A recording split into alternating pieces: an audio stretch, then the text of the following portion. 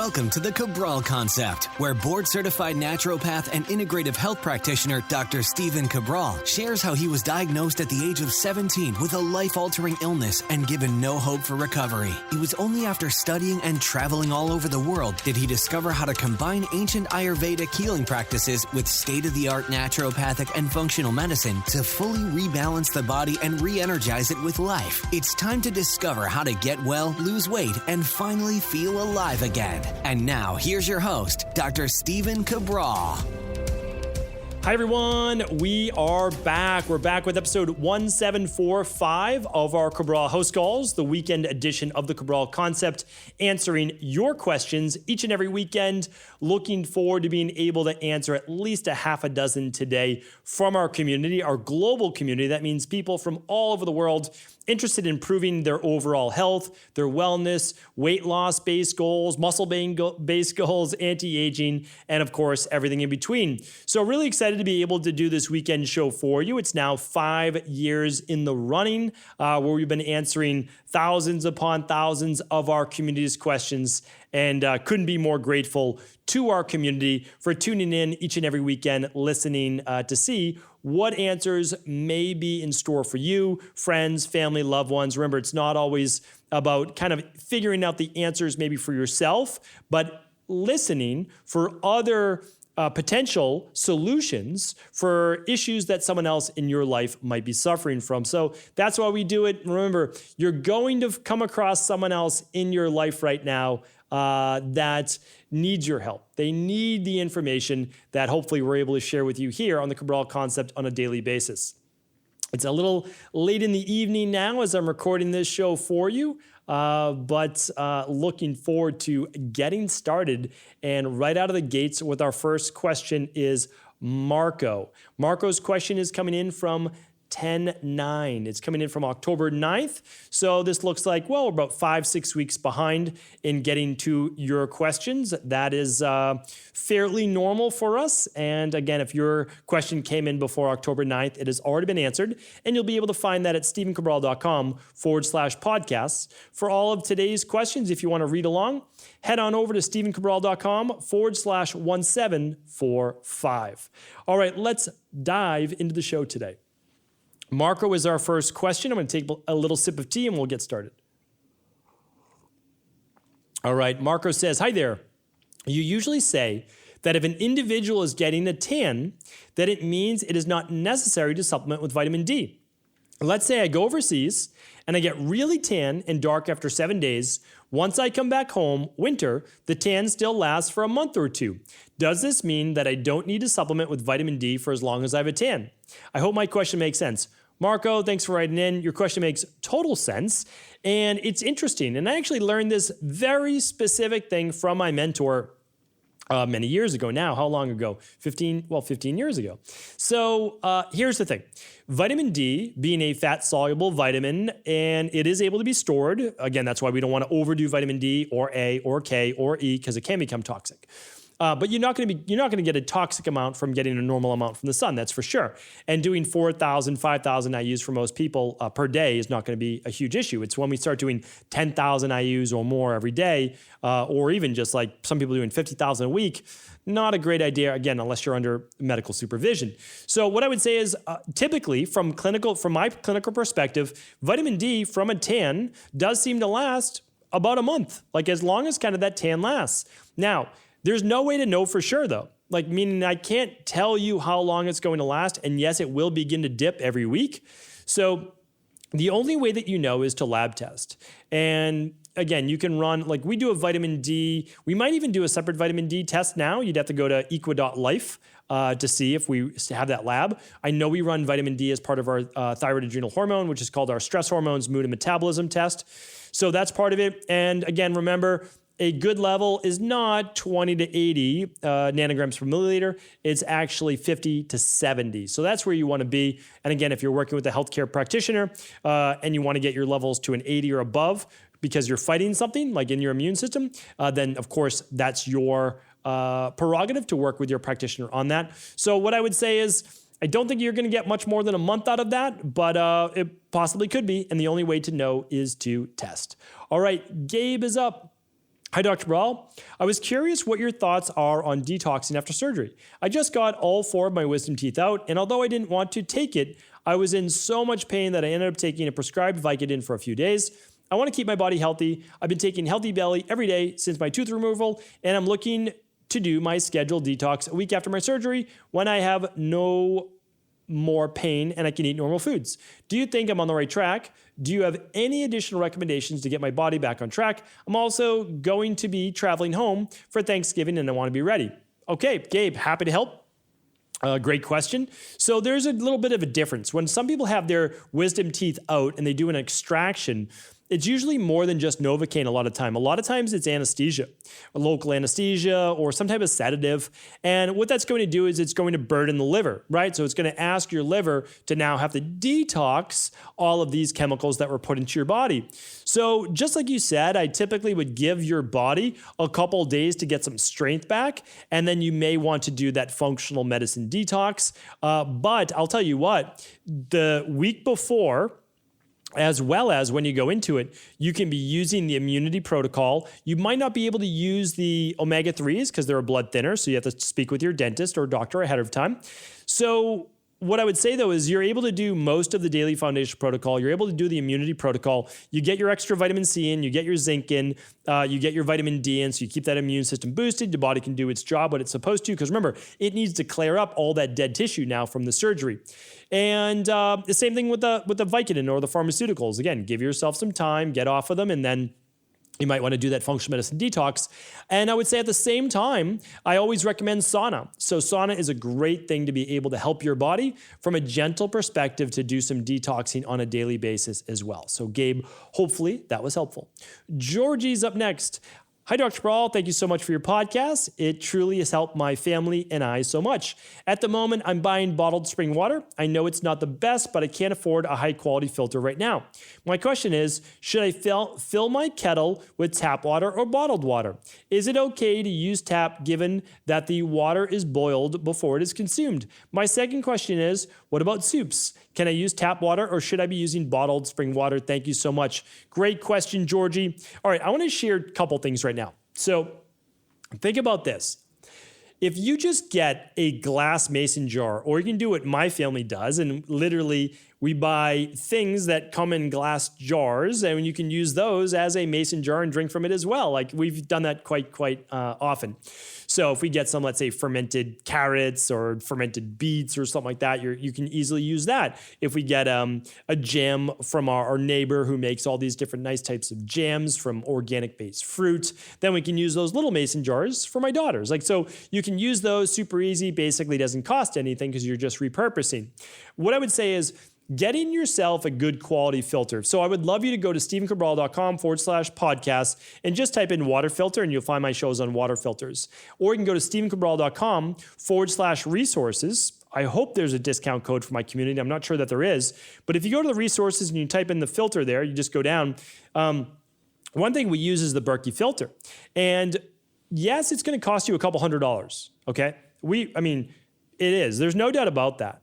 But if you then don't have to buy bottled water after that, well, then you're doing well. And so you can look at that as let's just say that you spent $5 a day on bottled water, or let's just make it cheaper. Let's say you spend $2 a day on bottled water. Okay, so you're looking now at $60 a month. So after about 3 months, you break even. And the thing about that is this, the reason why I'm saying that is you don't want to use tap water for your soup, tap water for your ice cubes, or tap water for your tea or coffee. And the reason is that although you are boiling out bacteria and impurities that way, you're not really boiling out the heavy metals. You're keeping all that steam in, you're keeping everything in. You might be boiling out some of the chlorine, you're not boiling out all that fluoride. So I just want to share that with you, that you want to be using your bottled spring water for those coffee, tea, ice cubes, and soups as well, smoothies for sure. So just keep that in mind. And that's why a good quality water filter will save you money in the long run. And I actually have no problem with spring water. I think spring water is the very best. But I understand that it comes in a plastic bottle. And so there's issues around that. So again, I think we all have to make our best decisions. But Georgie, hopefully that answers your question. Erica's up next. Hello, like everyone always says, thank you from the bottom of my heart. Thank you for all you share with us. Erica, thank you. And I really just want to take a second to let everyone know I really do appreciate, a couple maybe words or sentences that you put into a lot of these questions. And it's not mandatory. I don't want to say that, but I glaze over them sometimes because sometimes, like many of us, I'm not great with compliments, but something that I'm working on, I guess. So I just want to let you know that it really does mean a lot to me. I've said this before, but when you leave a review for this podcast, whether it be on a Spotify and iTunes, etc., I read all of them. I really do. And it's very energizing. Honestly, it's very energizing because for me, again, like I'm doing this show late at night right now because it got bumped from earlier in my day when I was able to do my recording. But it's a commitment that I've made to you, and it's a commitment that I've made to myself and my mission for what I do. And so when I read all of those reviews, it really just energizes me. And so when I look there and there's well over 1,000 5-star reviews, it means a lot. So just want to thank you for that. Appreciate it. And same for all the subscribes and likes on YouTube as well. So thank you. Okay, Erica says, I am a 36-year-old female with a 2- and 4-year-old. I was diagnosed with elevated prolactin back in 2007 when I was lactating for no apparent reason. Did an MRI with nothing amiss. I never really addressed the issue prior to children. Never had an issue getting pregnant till after my first, and my period didn't come back. Did another MRI after my first child, and it showed a 3-millimeter prolactinoma. So Eric goes on to say that she was on certain medications, and she's wondering now, what can she do to keep that prolactinoma at bay and level up my prolactin levels? I desperately do not want to go back on medication. I completed the Big 5 a few months ago, but that was when I was on the medication. So I feel like it didn't give a good outlook on where my body stands naturally when it comes to my hormones. All right, Erica, appreciate what you're saying. For those people that don't know, what a prolactinoma is. A prolactinoma basically is a small tumor, usually benign, that sits on the pituitary gland. And one thing I just wanted to add for you, Erica, and I actually lost your question, so let me pop that right back up. There we go. Is that oftentimes, not always, oftentimes, there can be a correlation with low thyroid. So I know that you said that you don't necessarily know if your hormones were where they should be when you did your Big 5 labs over at Equal Life. What I would say is every other lab, though, is going to be spot on. So you're going to look to see if there were gut issues. You're going to look to see if there were heavy metals. You're going to look to see if any of the factors that really imbalance the thyroid. And I hope that for anybody dealing with the symptoms of low thyroid or an imbalanced thyroid, that you check out the new Health Results Accelerator on rebalancing your thyroid. I really put a lot of effort into that. And it's something that I really wanted to create for all of you that's kind of like A to Z, everything that you need to know for your thyroid and how to rebalance it. So here's the thing though. Could be kidney issues, could be low thyroid, or it simply could be you've had this little tumor growing there as a 1/10 of a millimeter for many, many years, and it's just continued to grow. And maybe now it's at its point, it's going to stop and it's not going to be an issue.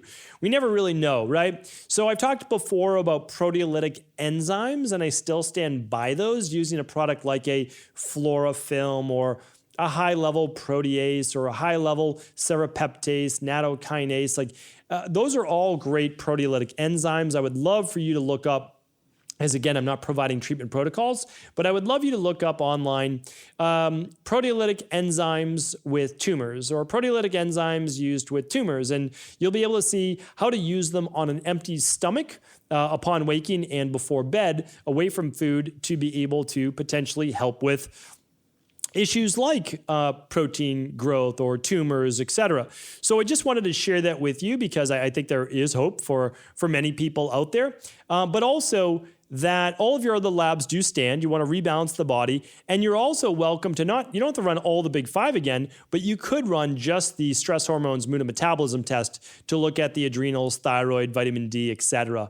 And of course, make sure those blood sugar levels are balanced. That'll be huge. So Erica, thank you for writing in. Appreciate you. And I hope that you continue to do well. Dexter is up.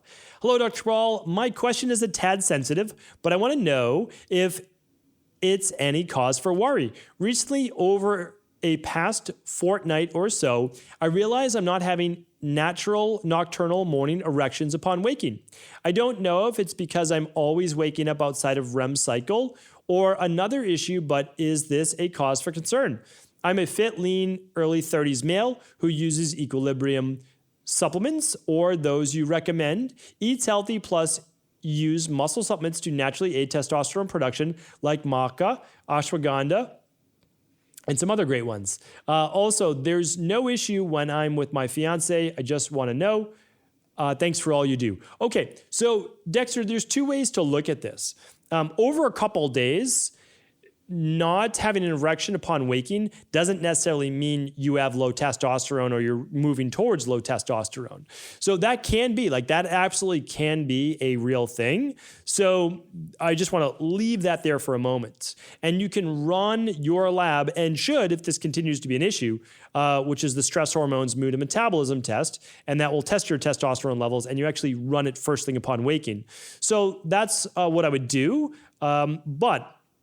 And we would actually match up your testosterone for your age group. The other thing is if it's just a couple days or even a week or even 2 weeks, don't worry too much about it, because here's why. The body can be under stress from virus issues, from overtraining, many reasons. And then the testosterone levels, DHEA levels potentially might start to dip a little bit. So we just want to take that into consideration. And then I always say, look at what's transpired over the previous couple of weeks. Did you start a new muscle building product that then correlated with this? Or is your sleep off? And sleep is really the issue. You're not able to stay in a deeper level of sleep. So I would really look at it from that de-stress protocol: the diet, the exercise, stress reduction, toxin removal, rest, emotional balance, supplements, and success mindset. So again, if you're able to get an erection when you need to and you want to, well, then there's probably not an immediate issue, right? But the issue could be then suffering from lower testosterone due to some type of stressor in the body, and you might want to take a look at that. But again, this may have just been a couple day issue because your body was underslept and maybe fighting off some type of virus, sickness, etc. And if that's the case, then no worries. All right. So Dexter, feel free, like I said, to run that lab if needed. And this came in on October 14th, about 3 weeks ago or so. So everything might be A-okay now. All right, Katie's up next. Hi, Dr. Cabral. Thanks for this opportunity. I really appreciate your input. We welcomed a 3-year-old foster child into our family who has constant diarrhea or very loose stool. We're in the process of getting him off gluten right now. He is almost completely dairy and sugar-free. Only the meals at daycare are out of our control. Also, we know that his development has been compromised during pregnancy and while living with his parents, which might explain digestive malfunction. He gets a daily multi, probiotics, and bentonite clay, and as much fresh veggies as we can sneak in. Fruit seems to worsen this problem. Is there anything that you would recommend? Thank you so very much. I'm excited to hear your advice. Katie. All right, Katie, suspense. We're going to take a sip of tea here. All right, so let's answer this question. Could be one of two things. Well, it could be three things. So let's talk about those. First and foremost, could have a parasite, could have H. pylori, could have SIBO, some type of bacterial-based issue, all right? You would find that, and you can do this for a 3-year-old, by running a stool bacteria and parasite test. We literally just ran both of our girls' stool tests, and I'll talk about the next test we ran and the gut test. And we just ran those 2 weeks ago because I do the same basically big 5 labs for them, minus the hormones for my daughters every single year. And we do it kind of coinciding with school for them. So anyway, just wanted to share that. Again, I practice what I preach. So you want to find out if it's a parasite that would cause loose stool, H. pylori, and the stool test will show that. It's a 3-day test, essentially just when your child goes to have a bowel movement, then you can just simply collect the stool and you'll be able to get your samples. Okay, the next test, maybe it's candida overgrowth, and that could explain why fruit and things like that seem to be an issue. And you would run a simple urine test, and that urine test is called the Candida Metabolic and Vitamins Test. And the last could be, well, if your child has celiac or they really don't do well with gluten, then you need to tell daycare that this child cannot have gluten or they can't have any food sensitivities that would cause this issue. Because this is causing and exacerbating the condition in their gut. So that's one to look at. You're certainly welcome to run an IgG food sensitivity test, and that can be helpful as well. It's not going to diagnose celiac, but it will certainly look from an IgG perspective in terms of what foods are sensitivities. So there's that. And then again, if you find any of those issues with the gut, to rebalance the gut, we do the children's CBO protocol, and that could be really beneficial. So that's where I would start. I mean, again, like that's literally exactly where I would start, because we don't know what's going on with this child's gut. We don't know if they're just missing like certain strains of bacteria that we could certainly help with, but we don't know that. But running the stool test, that Candida test, and a food sensitivity test in that order is what I would do. Like if you can only afford 2, then you run the first 2 that I spoke about. All right. Well, it looks like that was our last question of the day. So appreciate everyone who wrote in for the day. Again, like, I don't know, at least for me, time flies. That was a quick 20 minutes in my opinion. But again, I appreciate you tuning in. Of course, tomorrow we'll be back with our Mindset and Motivation Monday, one of my favorite ways to start the week. Hopefully you'll join me on that show. And once again, thank you so much for being a part of this community. Before you go, I wanted to share a personal story with you. The real reason I began to get well finally is because I figured out what was wrong with me. And that might seem pretty obvious, but I went from doctor to doctor for over 2 years before discovering at-home functional medicine lab testing. These are the labs that enabled me to finally figure out what was wrong with my hormones, blood sugar, electrolytes, and gut health. And once I knew what was wrong, I could then follow a proven plan in order to rebalance my body from the inside out. This is why I believe so strongly in functional medicine lab testing, and why I've made it my mission to share these labs with the world. Now at equa.life, you can order an at-home lab test or a lab bundle for you and your family and be able to complete it within the week. Plus, the EquaLife difference is that you're not left to try to read and figure out these labs on your own. We explain what your lab numbers mean, what they mean in the much bigger picture, and then how to go about rebalancing your body in order to heal. To see our full selection of lab tests, or to set up a free lab selection call to find out what labs may be best for you, simply head on over to equa.life/labs. And do remember, we ship these all over the world. To find out more and to set up your free lab selection call, simply head on over to equa.life/labs. That's EQUI.LIFE/labs.